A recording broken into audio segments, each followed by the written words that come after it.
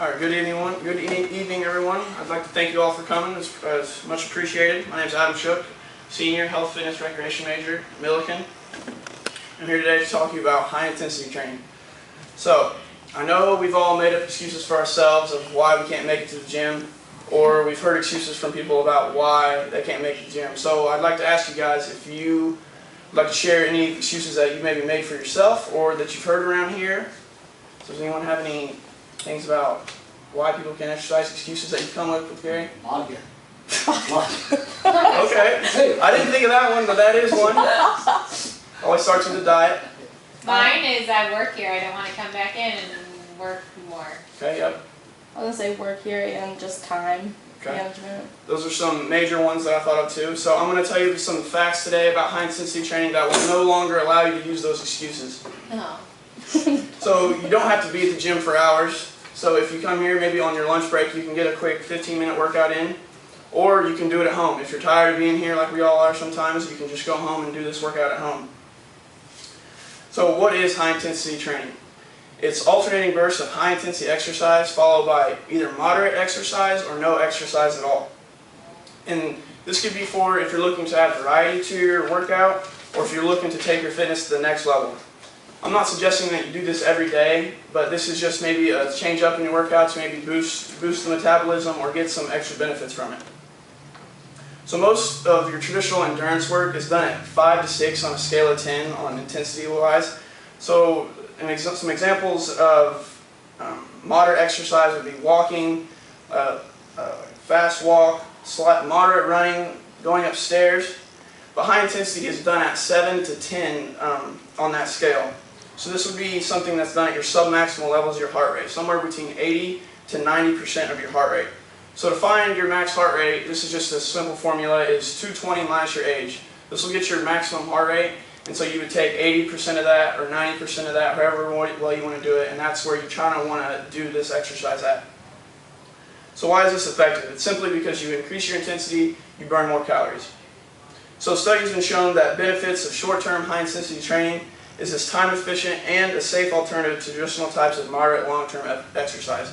So basically, you can get more by doing less. A type of this training that I've learned here at school was in Elizabeth's class, the group fitness, and I've seen some of her actual classes where she does a method called Tabata. This only takes 4 minutes, and what you do is you pick an exercise, high-intensity exercise, so like a burpee, and you would do this for 20 seconds, and you would take 10 seconds off, and then after the 10 seconds, you would do another 20 seconds of another high-intense exercise, such as like jump squats, push-ups, something like that. And you repeat that for 4 minutes. And it's a good workout to increase your heart rate and burn some calories. Studies have also shown that exercise doesn't need to be all out. So you don't need to go as hard as you can for exercise to be effective. You know, something is better than nothing. So just look at it that way. So a little example workout that someone could do on their lunch break is for 10 minutes you do sprints on a stationary bike, and then after 1 minute you would take a 1 minute break and then do it again. Repeat this for 3 times a week, and this works just as well as at improving your muscular strength as conventional long-term cycling. Can you repeat that? What was it, 10 minutes on a bike? 10 minutes on a bike, you would do 1 minute sprint and then 1 minute off and then another 1 minute sprint. And it's shown just as much if you do this 3 times a week as just pedaling moderately for hours. So I'm here today again to tell you about just some benefits of regular exercise. And I'm not here today to tell you that high-intensity exercise is the only way to do exercise or it's the only way to get fit, because we all know there are many people out there who are fit from doing yoga, powerlifting, bodybuilding, Zumba. There's all sorts of fitness trends out there, so I'm not trying to convince you on this only. It's just an option out there if you're looking to see more results and use less time. So with heart disease being the leading cause of death, high-intensity exercise has been known to reduce your risk factors, and we're all here to inspire people to exercise regularly and make healthy choices. So regular exercise has been known to have positive effects on many cardiovascular disease risk factors. So whether it may be to control your weight, increase your body's ability to use insulin, which will help you prevent yourself against diabetes, condition the heart muscle so it pumps more efficiently throughout the body, so that also reduces your risk for heart disease. Increase your levels of protective HDL cholesterol, which will help you clear your arteries and, again, help you fight against heart disease. Moderate stress, because we all know we have enough stress in our lives today. And decrease your blood pressure. So both aerobic and endurance exercise and resistance exercise can promote major benefits in physical fitness. And these factors don't have to do with just young age or our age. If you haven't been working out and you're an older individual, don't think that, I can't see any results, because that's not true. People get results no matter how old you are, no matter what kind of shape you're in. You can always make benefits. Make benefits or gains. So we're encouraging you all to exercise, but all within your own limits. So some benefits of endurance exercise would be to decrease your fat mass, your resting heart rate, and blood pressure. So again, this helps reduce your risk for coronary artery disease. Resistance training enhances bone and mineral density, because we don't want any broken bones. Muscular strength and your basal metabolism, which will help you burn more calories while simply just doing nothing. Your body will burn more calories doing its regular processes even when you sleep. Research has shown that a combination of endurance and resistance training combined in a circuit method, so the interval method where high intensity on and then moderate to rest off, is a preferred method, and it will greatly increase your aerobic fitness. So I'm going to go into some specific details and benefits of high intensity training. This may be a benefit for some people, or some people this may be a turnoff. So it's challenging. This workout is not something you can do reading a magazine or talking to the guys in the weight room. This is something that you're going to have to focus. It's going to be high intensity, and it's not going to last very long. So you're going to want to go in there and give it your all for 15 minutes, and you're going to see great benefits from that. This could be a challenge for seasoned people, seasoned exercisers who just want to mix it up and do something new, or it could be for someone who's just looking to get in shape. This could be a good way to start off. Another benefit is efficiency. Like we all said, some of us don't have time to do it. So according to American College of Sports Medicine, 15 minutes of high intensity training 3 times a week, you get more progress than 1 hour on a treadmill. So 45 minutes 3 days a week, or 1 hour on a treadmill. So it's kind of nice that way. American College of Sports Medicine shows that also 2 weeks of high intensity training increases your aerobic capacity as much as 6 to 8 weeks of endurance training. One of the most important things about this is called EPOC, excess post-exercise oxygen consumption. So when we exercise strenuously, our body is at an oxygen deficit. So to recuperate itself and to get more oxygen, you burn calories after your workout. So if you do the high intensity exercise, you could be burning calories 24 to 48 hours after your workout, as long as with the calories you burn during your workout. What's also important when I researched this was recovery. This could be a whole other section and a whole other topic, but it's important to recover after your workouts. They say low-fat chocolate milk is the best combination of carbohydrate and protein, 4 to 1 carbohydrate to protein, is the best way to fuel your muscles for recovery and while also replacing your glycogen stores. No equipment needed. That was another excuse I heard from you guys. Or you can do it at home. So if you're tired of being here, you can go home and you can do something like this. So running, biking, jump rope, rowing are all great high-intensity exercises that you can do at home. Also, high knees, quick feet, or anything plyometric, like jumping back and forth, like the speed skaters or anything like that, that's also considered high intensity. Dumbbells may not be for everyone in this exercise, because with this type of training, you're not looking for the pump in your body, like the muscle pump. You're looking to increase your heart rate to show the fitness effects. But for athletes who are looking to gain muscle while doing this, can use dumbbells. So say a football player, he could do a set of hang cleans and then rest for like 30 seconds, or would be measurable to like a play in football, like however long you're in the huddle. That's how long you would want to rest, because you want to simulate the game as much as you possibly can. So that's just another option you could add. Anyone can add weights, but it's just kind of if you're looking to increase your heart rate, or if you want to combine both the weights and increase your heart rate.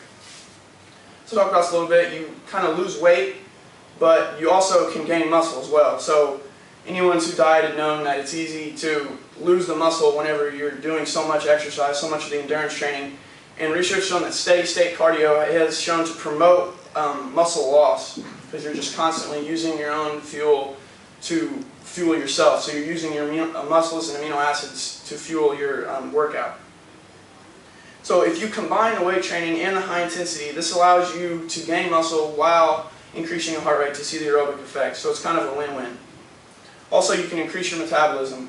The more you exercise, the more your body becomes better at using its source, your food, and your body to create energy. So it becomes more efficient at that, and it will become easier to burn calories. It's also shown to increase levels of HGH after you work out, and this has been shown to increase muscle mass while also burning calories and slows down the aging process. You know, that's all something we can like, so you can get younger inside and out. Burn more fat. A study from Lipids and Health and Disease took 3 groups of people. Well, they put one of them in a high intensity group, one of them in a low intensity group, and one of them in an endurance training group. They would exercise 3 times a week, 50 minutes a week for 12 weeks. And they took all their baseline like measures, with their blood pressure and fat levels and stuff like that. And high intensity training, significantly higher reductions in fat mass, diastolic blood pressure, total cholesterol, the lousy cholesterol that will plaque your arteries and cause heart disease, and your triglycerides, which will do the same. But all of the groups shown to decrease your body mass and do some levels of that, just not to the level that high intensity does. So it just shows that any exercise is good, but the high intensity exercise just revs up all those results a little more. So the study concluded that high intensity exercise is more effective at improving the blood pressure, cholesterol, triglyceride levels than endurance training and your traditional long time training where you just keep running on a treadmill for an hour. But all of these are strong indicators of good heart health, which prevents you against stroke and diabetes and coronary artery disease. So you may ask, I'm not in very good shape. I was diagnosed with heart disease. I'm obese. Can I still do this? It's important to know that any kind of high-intensity exercise, you have the chance for musculoskeletal injuries, so sprains, anything like that. You're still at the risk of that, and also the risk of cardiac events. So if you are known to have history of heart disease, or you're obese or overweight, you want to consult your doctor before you do anything like this, or do this under a trained physician. But high-intensity training has been shown to be effective with people with heart disease under clinical supervision. The subjects were able to complete this high-intensity training without any negative effects. Most importantly, the bigger improvements in the cardiovascular function, they have more improvements in your cardiovascular function than the moderate exercise did. So this does work with the elderly, less fit, slightly overweight. Running and cycling for hours widens the network of vessels to your muscles and increases the mitochondria in your muscles, which is the powerhouse of your cell, which creates your energy and the ATP that you need to work out.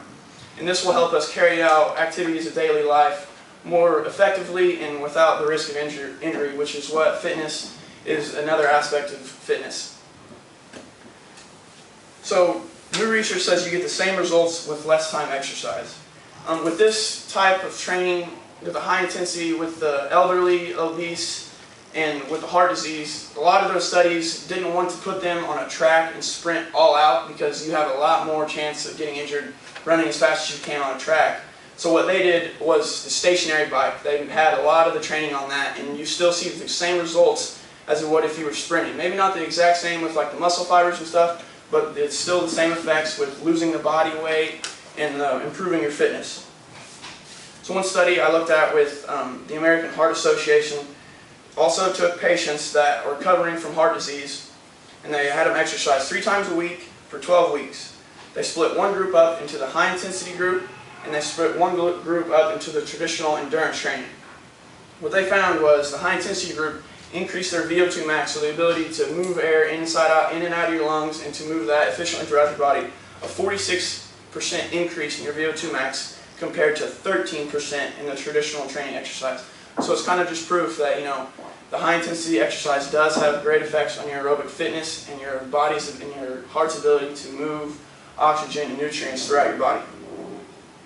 So my take-home message with you today is high intensity training is effective according to a lot of research in increasing your aerobic fitness and improving your heart health, and that will get you miles and miles down the road.